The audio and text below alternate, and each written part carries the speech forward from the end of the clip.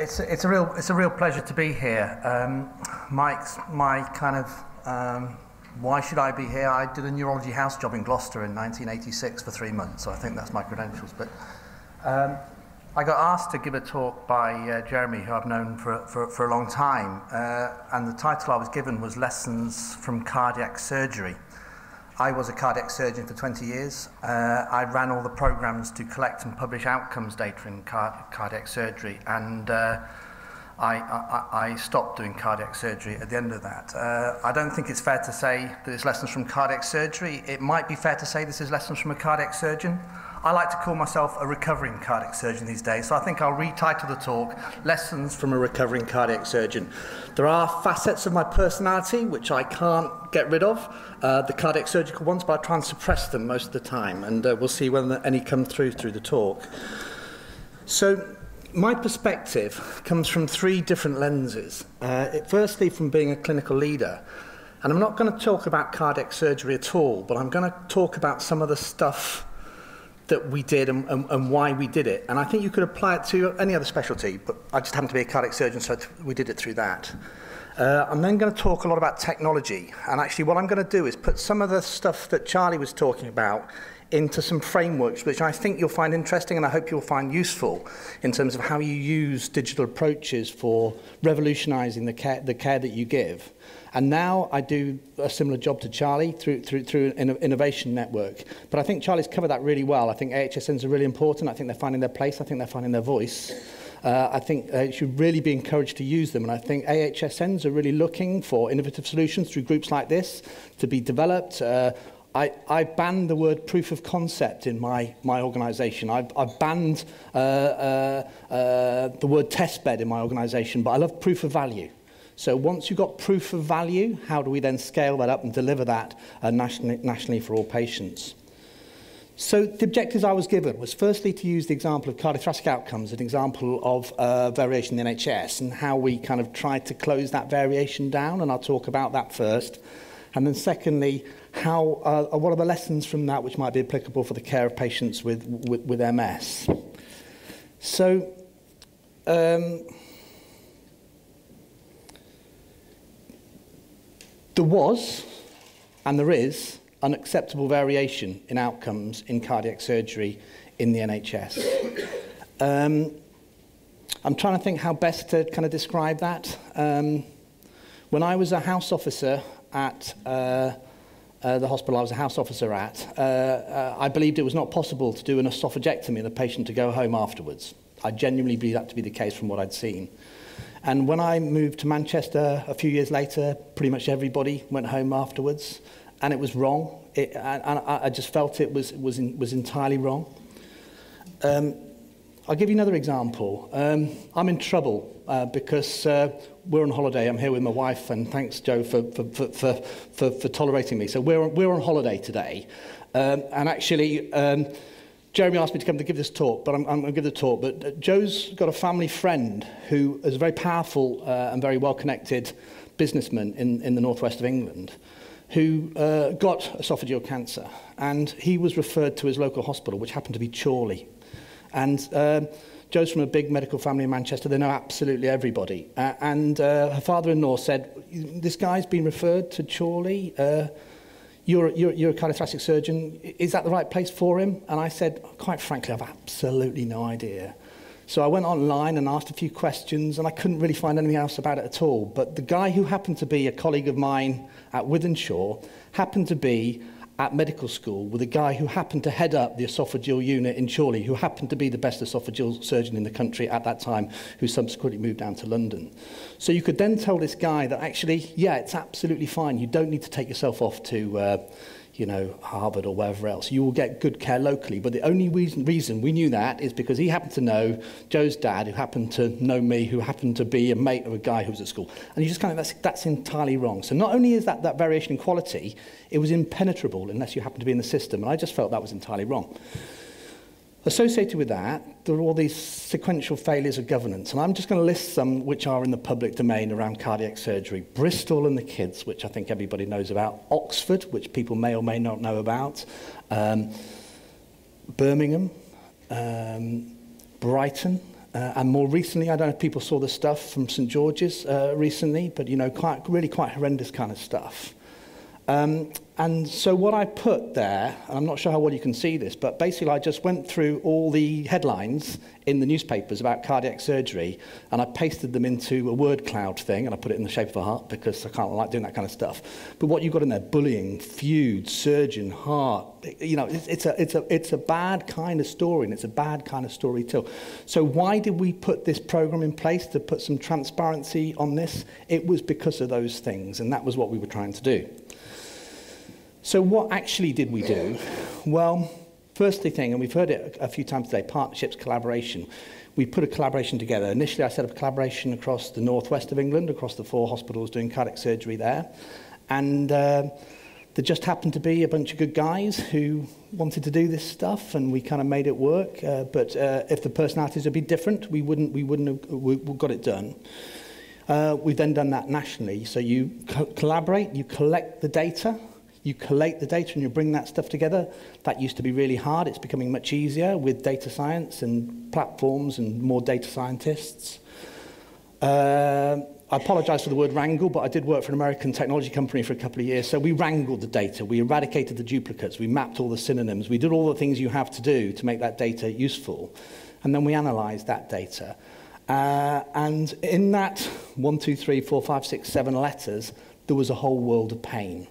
How do you adjust for risk? How do you define acceptable and unacceptable variation? But that's what we did. We then disseminated that data, and we pushed that data back to clinicians, and we published that for patients and the public, and we put some governance on top of that so that we could take action when results weren't where they needed to be. And by doing that, with a specific key performance indicator, which was risk-adjusted mortality rates, we drove the mortality down by 50%. So the mortality is half in the UK now what it was for patients who are the same as it was a decade ago. It's even further now. I think it's probably a third of what it was now. So that's a massive, massive, massive effect of what is a fairly kind of straightforward and fairly kind of basic intervention. If I was doing this tomorrow, I'd do it really well.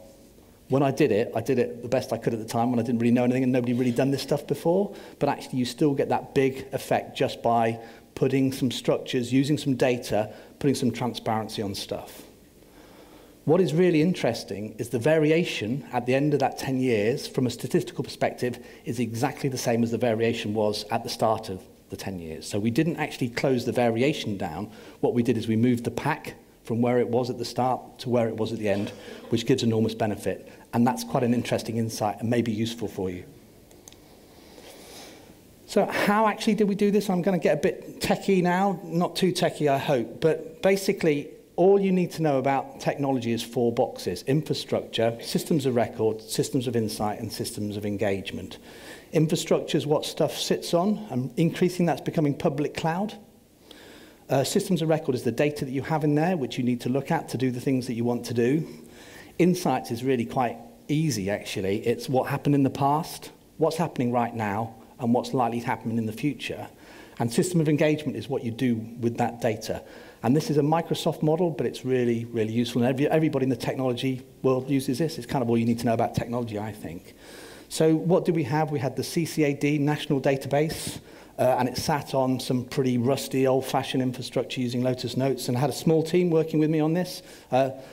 Small team, but that's all we needed to do it. The system of record was this data set with some predefined definitions, and we linked that into ONS mortality tracking. The systems of insight, we did some work around that, risk adjustment and analysis of variance, which was quite complicated. And then we just pushed that out in very simple ways, using PDFs, sending stuff around, and had a governance process which sat on top. So that's how we did stuff. So what were the issues that we got? The data definitions, really, really important. When you start using this stuff for governance, rather than quality improvement, the data definitions become increasingly important because you get challenged on that stuff. And we were pretty significantly challenged on this stuff. Data quality was important. And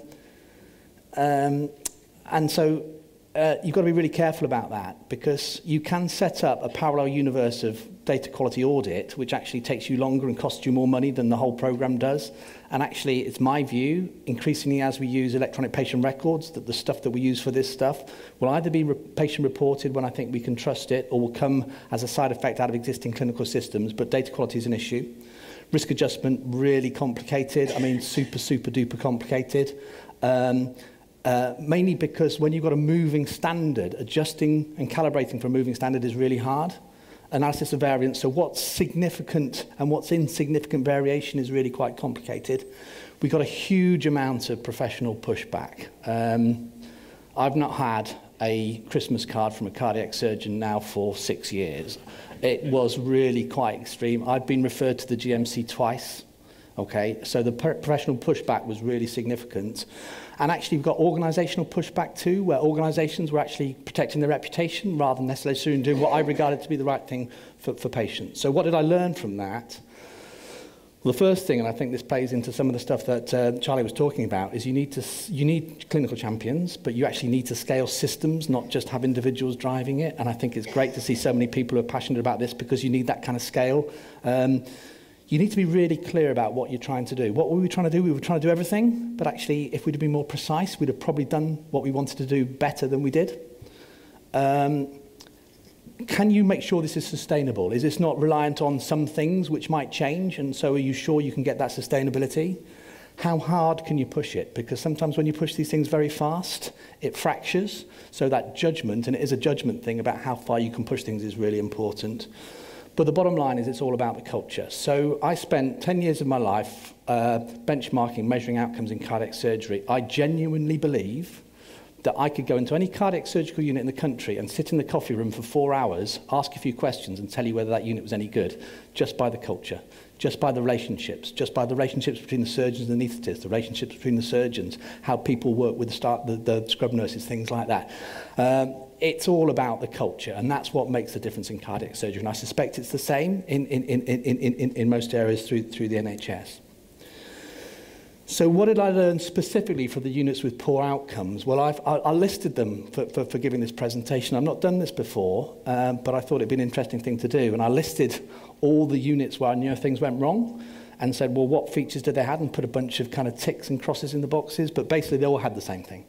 Malaligned culture, protecting individuals and protecting the organisation rather than doing the right thing by the patients. Poor leadership. Unrestrained egos. Like I say, I'm trying to suppress my ego because I'm a recovering cardiac surgeon. Dysfunctional relationships between the surgeons, particularly in intensive care teams. Poor systems, which is really important too. But also a lack of organisational support at board level, and a lack of holding people to account. And I increasingly start to question the role of the non-execs on trust boards when you start to see these governance failures, because that's an important bit of keeping the thing honest. That's what happens in every other business. So I've just tried to define what does good look like in this context. And it's about having a culture which is in line with your business objectives. It's about having effective leadership, good relationships, real good engagement with your staff, personal ownership of those various objectives. It's about generating that right kind of trust, having the right kind of behaviours from the top all the way down. And it's about generating momentum and using that momentum to actually take your stuff forward. So, has it been effective? It's kind of hard to say, isn't it, when you look back on something, and I'm being very kind of personal here, so forgive me, but it's kind of really hard to look back on something you worked so hard on for 10 years of your life and say, well, it didn't really work. And I guess if I look at the overall outcomes, I'm pleased with what we did. Would those have improved in that way without this program? I think collecting and pushing the data back was really important. The transparency kind of maybe helped a little bit, but it was probably more about engaging with the data. And because it was mandated through public transparency, every unit had to engage with it, so we probably got some effects there. But when I woke up and saw the headlines about St George's about 6 or so weeks ago, I wrote a blog about it actually, and the title of the blog was Oh Not Again, and I kind of quoted the David Bowie song, because you kind of think, how can that stuff still happen when you're still collecting the data? So half of me thinks kind of failed and we didn't really make a difference in that place. But I think the world's probably in a better place for it. But just if you're clear about what you're trying to achieve, you probably achieve it. We weren't quite clear, and therefore I'm not sure we quite achieved it. So why did I jump ship and leave cardiac surgery to go and do something else? Well, it wasn't because the cardiac surgeons weren't sending me Christmas cards anymore. It was because, and I think Charlie mentioned this, it's about scale. It's about how can you kind of have the biggest effect across the biggest population of the things that you're passionate about. And I was looking around with technology. I'm not an intrinsically techie kind of guy, but I felt that actually there must be a better way of using technology to get better outcomes for patients. I was playing in that space. I think when I left being cardiac surgery, I thought I was kind of knew more about technology than 99% of all people in the medical profession. I left and joined a technology business. As soon as I joined a technology business, I knew that 99% of people in that business knew more about technology than I did, and I couldn't believe quite how naive I was. But I wanted to make a difference with technology, and I felt that healthcare was way behind the curve. So I didn't leave to join a healthcare IT company. I didn't leave to join Epic or Cerner or Allscripts or one of the usual suspects. I left to join a global systems integrator who worked across multiple industries. And what I'm going to spend the rest of the time that's been allocated to me to do is to describe the lessons that I learned from working in a technology business which was active across all those different domains, because I think there might be some useful insights in there for you. So the business I was in did digital banking, digital retail, digital insurance, digital transport, digital manufacturing, digital defence actually, digital insurance.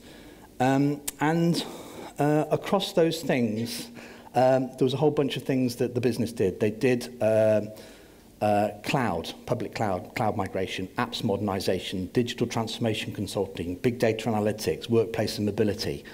So all the kind of things in a matrix kind of way, a bunch of different industries and a bunch of different capabilities within those industries.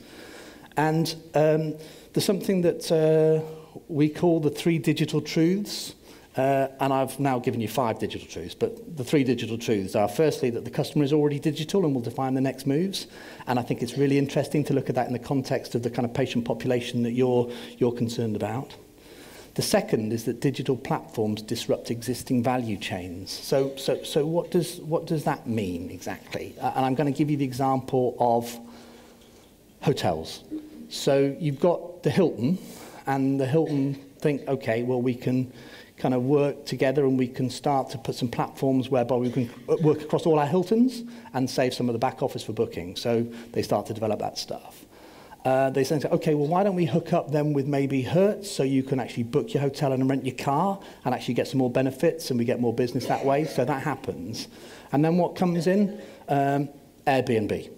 Airbnb, digital platform, don't own a single hotel, don't own a single hotel bed, completely disrupts the whole hotel industry. So those digital platforms disrupt existing value chains. It happens in hotels, it's happened Uber. You can go on and on and on.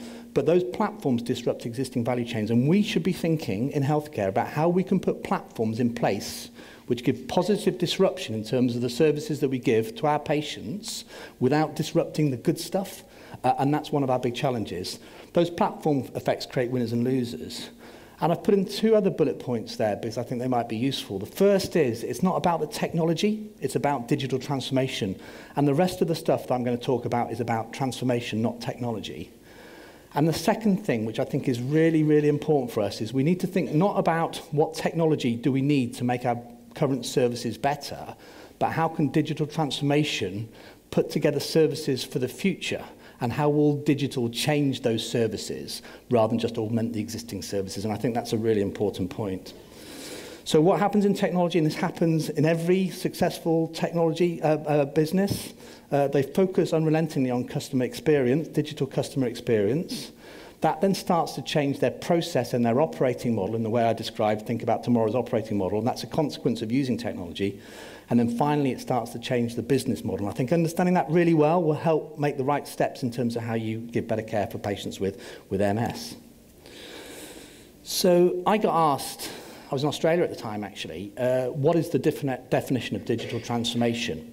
And they wanted it in 20 words. I think that's 21 words. I couldn't do it in 20 words, but I think it's 21 words.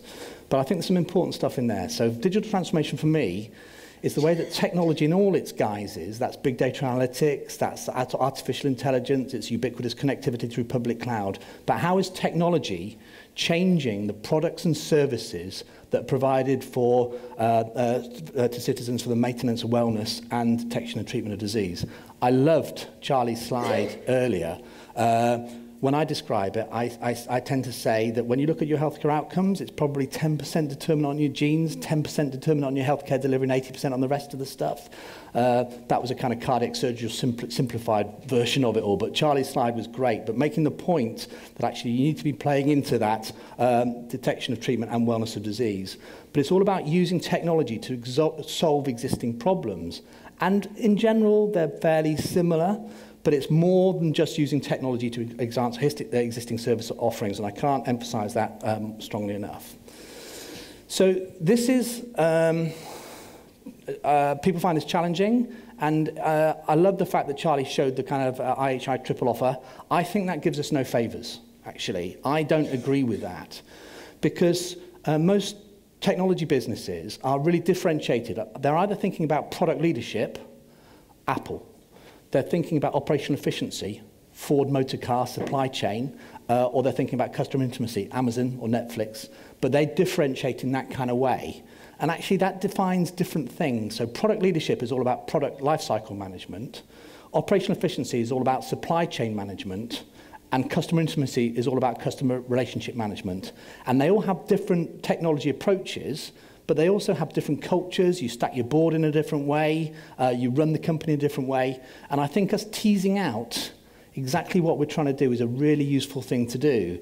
And I'm not sure whether what you're trying to do is drive operational efficiency, which kind of seemed to come through when I first started thinking about it, standardization, equity of access, or whether it's about customer intimacy. And I suspect it's the latter, but it'd be interesting to see perspectives on that. So again, what I've tried to do is to think how could you then apply this kind of stack to your world? What is the systems of record that you need to enhance there? Primary care data, secondary care data, social care data, IoT data, patient-generated data. And actually, how do you then tease those insights and drive those insights into workflow in a really useful kind of way? So I think this is a model that we're using in Greater Manchester in terms of basically spending the devolved money in a better way. Going to the next level in terms of understanding your population, defining what those people really need, transforming your operating model, and then transforming your business model to deliver those products and services to patients. And I think that's probably a really useful model for you in terms of what you're trying to do. How do you better understand your population? What data do you need to do that? How do you define the needs of that population, be those lifestyle things, drug things, etc.? And then how do you pivot your operating model using digital to actually deliver those services into production?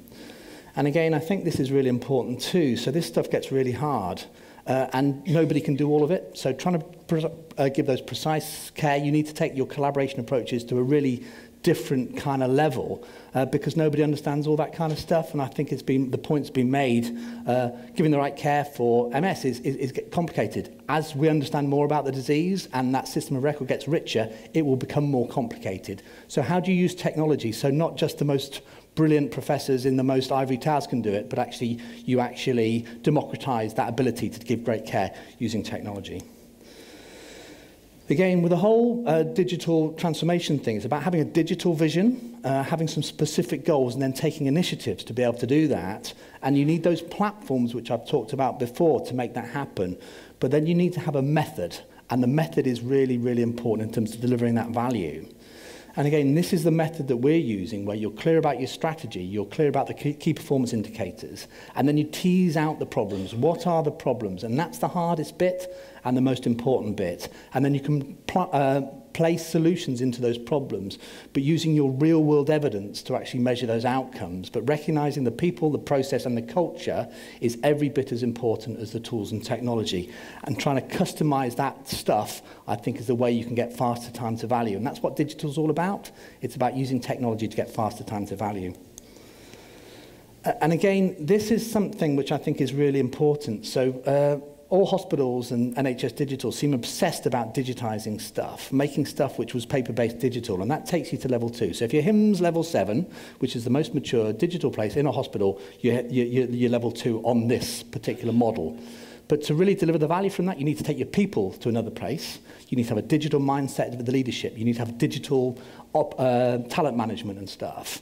You need to start to transform the operating model and the business model to use digital. And then you need to take that up to level 4.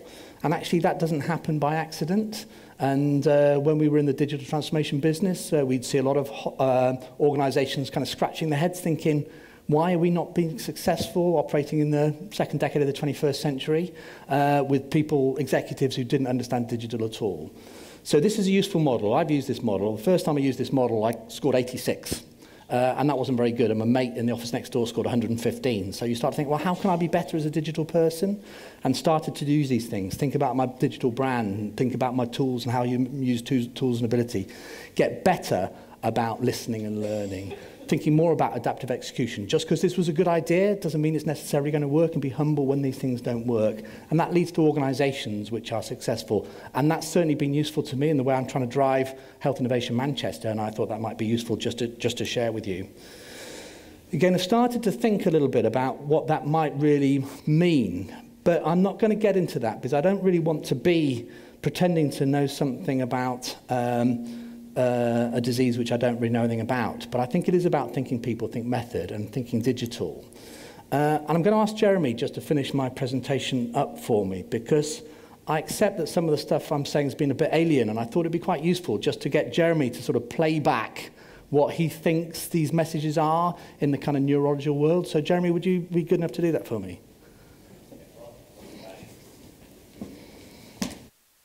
Ben has mentioned, I've known him for some time, and over the last couple of weeks we've had a number of conversations about this concept, and I do recognise it is deeply challenging for us, and it's certainly been deeply challenging for me, but what I guess is we have to change radically what we do in some way, shape or form.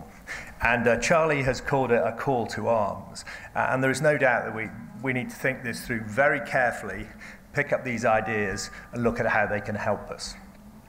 So I guess for me, there are these 4 areas of importance, and a number of them have already come up. The first thing is, what do we actually want to do? And we've already heard a set of different reflections on what we may want to achieve. So we've heard about improving outcomes, which of course is quite an ambiguous term in itself. We talked about patient empowerment and engagement and responsibility. So we have to, there's a piece of work where we have to clarify our problem statements. And I guess hearing Ben talk about his experience in cardiac surgery and the fact that they were unclear at the beginning and the implications of that a decade later means it stresses the importance of that first bit. I guess the second thing that I hadn't really thought about was this issue of how you use digital thinking for tomorrow's services, rather than we use it for today. So we talk about collecting data to affect and help us in our day-to-day practice, but actually we're not changing the way we practice or the way we deliver care, and therefore thinking really carefully and determining how the digital thinking fits into our ideas of tomorrow's service is a key thing. The third thing this value disciplines is quite jarring, I guess, because we've all been thinking that all these 3 areas are important and that we're all going to focus on making sure we deliver best care, we're as efficient as possible, and our customer service, as it were, for want of a better term, is good. But these are all clearly pulling in different directions. Now, when I first talked to Ben, I guess I thought, well, we need to be focusing on operational efficiency, speed, of consistency, of standardized approaches. But actually, the more I think about this, the more we need to move over towards customer intimacy as our key strand. And the final one is then this kind of concept of of the model of digital transformation with a focus on people, process, and culture. And I guess we've all, when we reflect back on our careers, have recognized the strengths of alignment and the damaging nature of misalignment, the importance of culture, and therefore a focus on people, process, and culture. So I guess that's what I've taken home from going through Ben's presentation a number of times, thinking about it, having a number of conversations with him, listening to him today, and also listening to Charlie. So thanks, Ben.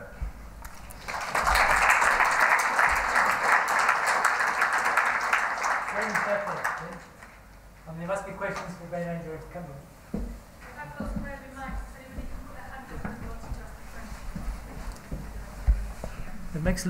I must admit, it makes the task look enormous.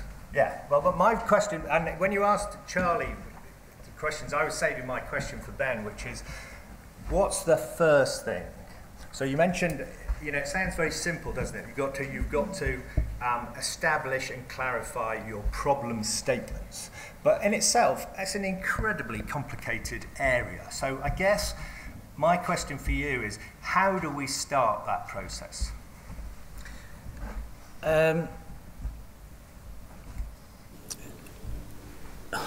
You avoid the action imperative, okay? So there's clearly a problem. I don't think you really nailed down what that problem is from what I've heard. I may be wrong, but I'm not sure you really nailed down what that is. I'd avoid rushing into doing something until you're really clear what it is you're trying to achieve and actually having some proper thinking about that. And then I think once you're clear about what your problem or problems are, any step in the right direction is a step in the right direction. And I know that sounds really simple, but the whole thing about digital and the whole thing about making software and the whole thing about digital transformation is thinking about minimal viable products. So what's the smallest possible thing that you could do, which you could play in, which would make a difference, which is commensurate with where you're going. And I actually don't think this is making it more complicated. I actually think this is making it easier, because if you're clear about that problem and the problem statement, and you would see if you looked carefully, the problem statement needs to have the right metrics embedded in there. So it goes something like, we have recognized that this happens, which causes this, which has these consequences with the following implications.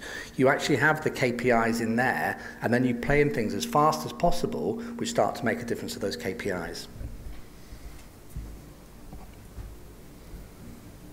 So do you think then inequality is a fair problem statement? So yeah, I mean, inequality is a fair problem statement. But I don't know enough about the disease, quite frankly. You're the experts in the disease, but I don't know whether the most important things are that actually not everybody has the same access to novel medications, or whether the problem is not everybody has access to multidisciplinary teams which drive better empowerment, which drive behaviours and all that kind of stuff. So I don't know enough about the disease to know exactly how you play through. What I do know about it is actually if it is about operational efficiency and actually having those right medications available all the time in the same kind of way, I would set it up from a digital perspective in a very, very different way to actually if I was just looking to use customer relationship management to support multidisciplinary teams to look after patients better. It's a different thing. And I think teasing out that clarity will really help you get where you want to get faster. I think everybody's silent. Here's a question, Shamoon.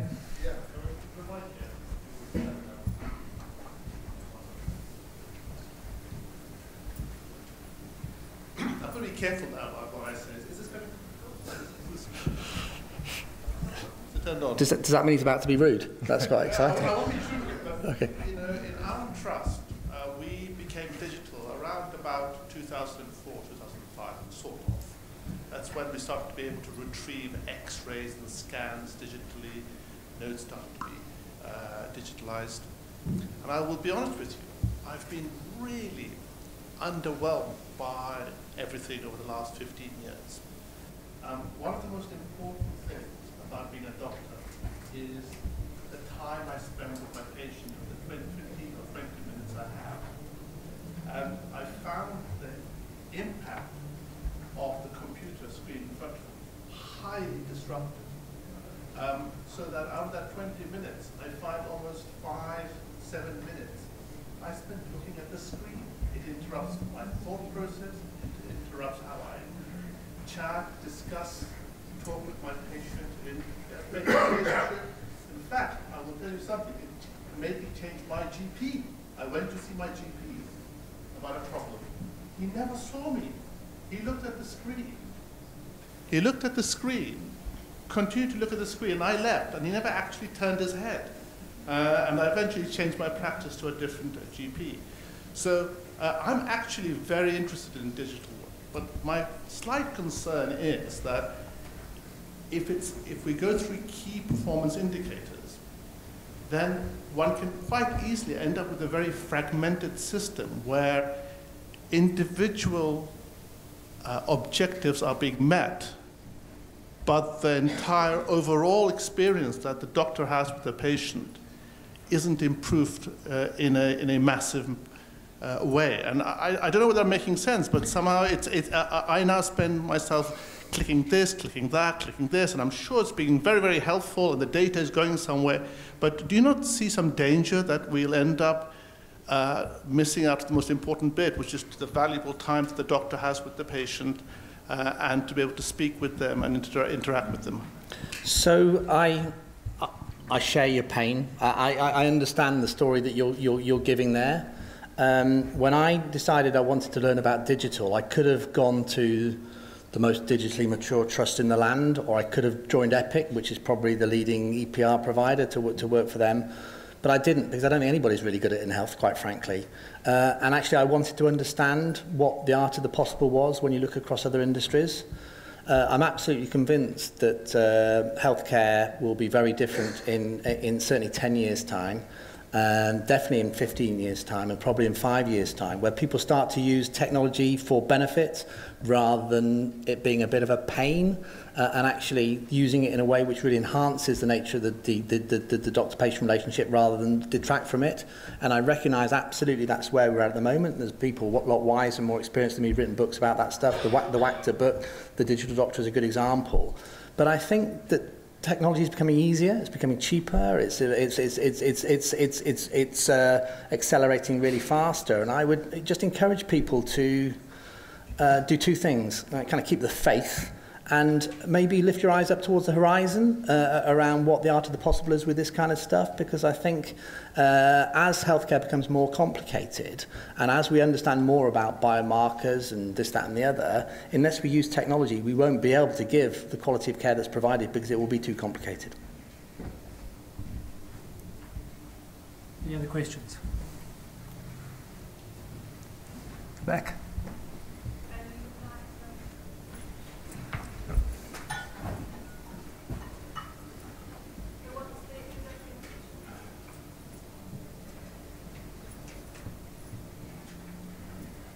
Can I ask about KPIs for cardiac surgery? How effective were those in improving kind of patient choice and sort of surgeon behaviour? I remember a few years ago there was something about vascular surgeons, and there were vascular surgeons in the country who had 7 or 14 times the mortality of others, and it led to sort of units and things being closed. The reason I think that's important is we've got access to the data in the UK of everyone in this room's prescribing habits, and would that be helpful in driving change and improving equality if there was transparency in how we all behaved in our prescribing practices? So the answer to your first question, how useful was risk-adjusted in-hospital mortality as a key performance indicator for cardiac surgery? It was very, very useful. It drove mortality down, like I said, to a third of what they were. That was not because people were gaming. It wasn't because people were turning down high-risk people. We operated year on year on people with greater risk. It was a very effective key performance indicator for driving that kind of stuff. Did it change the culture? It changed the culture of many, many people. It didn't change the culture of some. So using that data and using transparency doesn't always drive culture. It often does, but where it doesn't, it's when you've got real problems. I would say that I've never found anywhere in healthcare where transparency isn't beneficial. Okay, but I have seen people use transparency in non-beneficial kind of ways. So in terms of answering your question, I don't know the subject matter well enough to be able to say, but I would argue, why would you not want to look at that? But you need to be careful about how you use it. So we can discuss that tomorrow. Should we be using that data in a transparent way? I think the problem we have here is we listen to about digitalisation, but the outcome measure that we still use is the old-fashioned EDSS as an outcome measure for multiple sclerosis, which is a clinical examination. And if it's done properly, Mark here, my colleague, has done millions of them, it takes about 30 minutes to do properly. And I don't really think you can digitise it. So the problem, the outcome measures in cardiac surgery may be more black and white, but in MS we still use the expanded disability status score. That's still the only score that's recognised by commissioners, and we can't digitise that. And we're in this very strange position in our practices that we get 20-minute appointments. Yeah, so we've tried to digitise it. To do an EDSS, to then put it on the Bluteq forms. Yeah. And there's just no way you can do a 30-minute assessment. So we've actually created an online digital calculator that gives you the EDSS score, so you may want to use it. Yeah, I've tried using it. It's not as accurate. It's not the same as a neurostatus. And we're asked to put Bluteq on Bluteq forms the EDSS, which is the outcome measure. And there's no option at the present time to put an estimated EDSS, which is what you're suggesting. So yeah. How we digitise this outcome measure is... So we can, this will be a discussion because it's highly specialised, this discussion. So I want to get stuck into a highly specialised discussion. I did neurology for 3 months back in 1986. But some of the digital platforms that have been created. There's one called MS Parts that has been run by Rick Riddick at Biogen. They've done away with the EDSS. When the data comes out of MS Parts, the EDSS isn't in there. It's all objectively measured metrics. So it's going to be the time 25-foot walk, 9-hole peg test, single-digit mortality test, and things that are and they've deliberately left out the EDSS because of the issues with the EDSS. And there's a few other ones coming that are also leaving out the EDSS. So we may find that the digital platform is actually going to get us finally to get rid of the EDSS score. So we can discuss that tomorrow. That's a very important issue. Thank David? you. Hello? Is it me? Or? There's another question in the meantime, yeah? Me? Yep. Okay. Yes, thank you. Yes, I quite agree that digitalization is the future, but my question to you is the cardiac process you have embedded, how long does it take control over the whole of UK, for example? Because if we're going to apply it in MS, it's number one going to be very difficult across all the trusts, and I know how ICT departments work. To implement a change takes a very, very rigorous process in each trust, and without making it a national agenda and promote it nationally, it is going to be probably taking more than 5 to 10 years to implement widely. And probably it's best to do it as a neurology service and look at a model that can then be sectioned into different subspecialties. But I don't know how the experience you think might be contributing to helping this move forward. I'm going to give you a slightly annoying, slightly trite answer to this, but it's probably true. How quickly that happens probably depends on how quickly the people in this room kind of make that stuff happen. I think there's something about forming a kind of coalition of the willing. There's something about social movements. There's something about using a whole bunch of different incentives in the system and getting all those singing together. And I think there's something about using transparency to get everybody to the position of the quickest, not dumbed down to the position of the slowest. I hope you tease that out over the next 24 hours, but I suspect you guys can make it happen if you decide you want to. David? Yeah, the question I was going to ask you was developing the point that you made about the rights. Thank you. An outcome right step being a step in the right direction, and so some of the outcomes we might look at, for example, would be whole of life disability, functional integration, ability to carry on working, not have to reduce your role, etc., etc. So the question really was to integrate with Gavin is, what type of steps do we need to look at on the way methodologically, and over what type of time frame? And is that an accepted methodology for something which isn't as short term as, say, 30-day cardiac mortality or 1 year cardiac mortality, something that's over 20 or 30 years? Yeah, no, I think it's. I think this is kind of. It's hard, isn't it? But I think what I would stress is having a method is really going to benefit, having a rigorous method. And these methods that I'm describing, I haven't plucked those out of the air. They are methods which have been proven to work across industries. Basically, it's an adaptation of the way everybody makes software.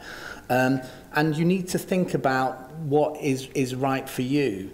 But actually, as you tease out those problem statements and have the right metrics, when you want to take a minimal viable product, which needs to give you value in relatively short order, you need to be putting your priority there into things which are going to give you that value in relatively short order. That doesn't mean you need to do don't do the right things about your kind of, 20-year, your outcomes and stuff. But if it's stuff that you can tease out where you can demonstrate that actually makes a difference in short order, that's absolutely critical.